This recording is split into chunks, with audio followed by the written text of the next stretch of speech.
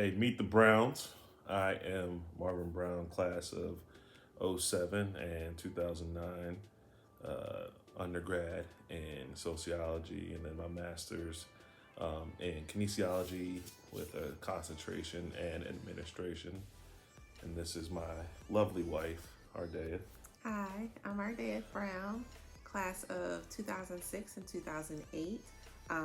Graduated with a major in health sciences and a minor in dance, and my master's is in health sciences as well, with a concentration in public health education.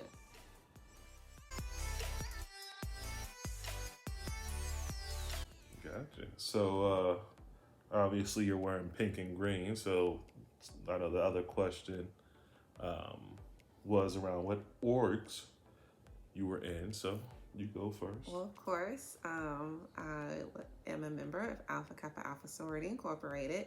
I also was contributed to Students for Minority Outreach.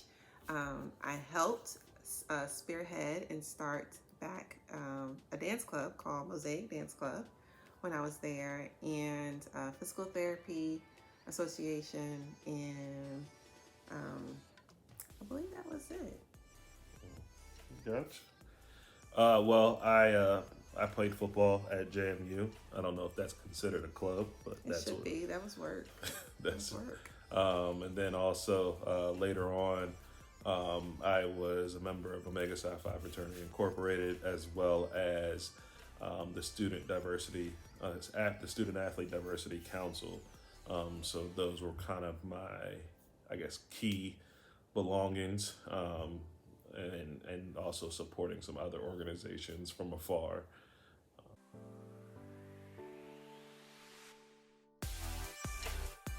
So, how long we've been married? So actually, we will be celebrating 6 years at the end of June. On June 27th, we got married in Greensboro, North Carolina, June 27th, 2015. And so we've been married about Almost 6 years. 6 years. Yeah, about 6 years.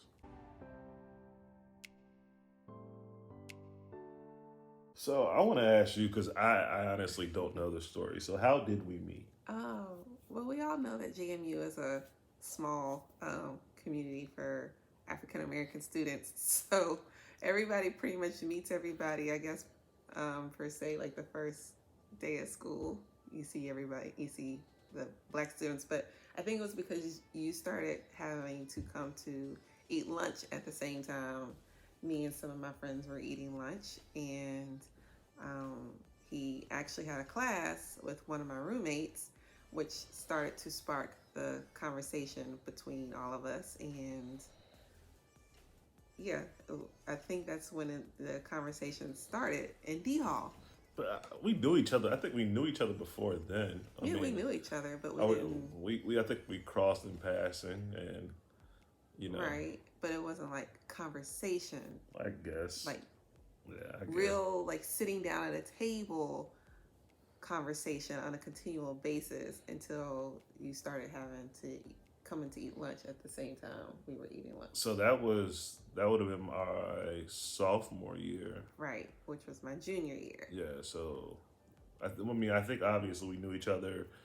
Like she said, I think there's it's a small black community. At least at the time we were there, I know it's slowly growing, and there's been growth there. But I know during our time, you kind of knew right out the gate how many were around, and so I know we had met and crossing and passing before then, but obviously actually getting to know each other and talk to each other more my sophomore year. So.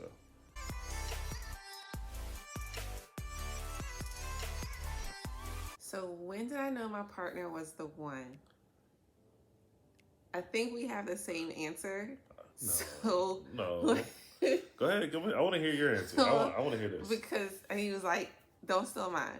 So of course, those of you who don't know us, we did have our first kid before we got married.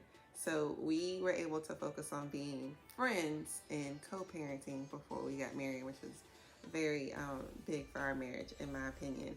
But Marvin had to go to New Mexico for work before we were married, and I went with him.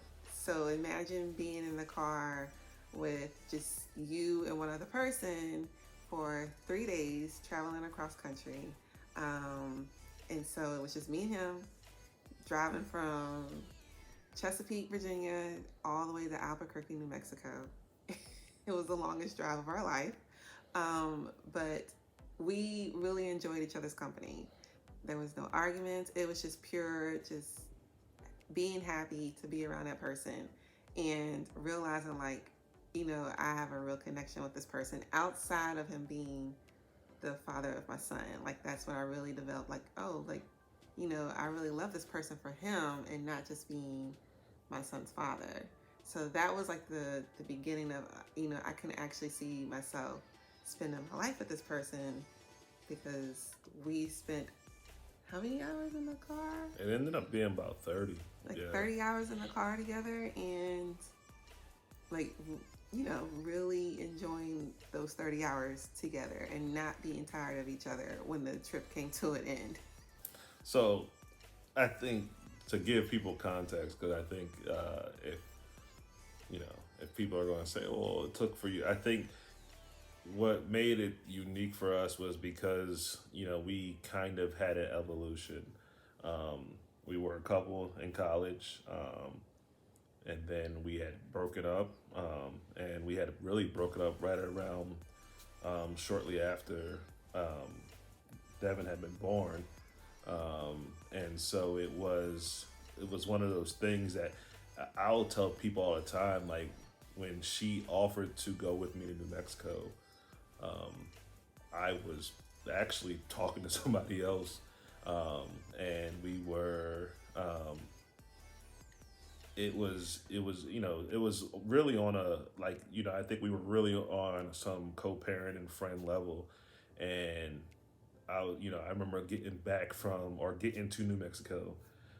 My best man, Corey Davis, he texted me. He was like, yeah, 30 hours in a car, and y'all are just friends, right? And I was just like, yeah. But it was kind of that moment where I was like, we had things that had happened prior to, and I was like, well, at that moment, it was like, yeah, this could be possible again. And I think understanding where we were and kind of going through the evolution of growth and all that stuff, I think that was kind of the moment for me where I was like, yeah, this might not have been a thought to me about a month ago or 2 months ago, but after that trip, I was like, she really held me down. So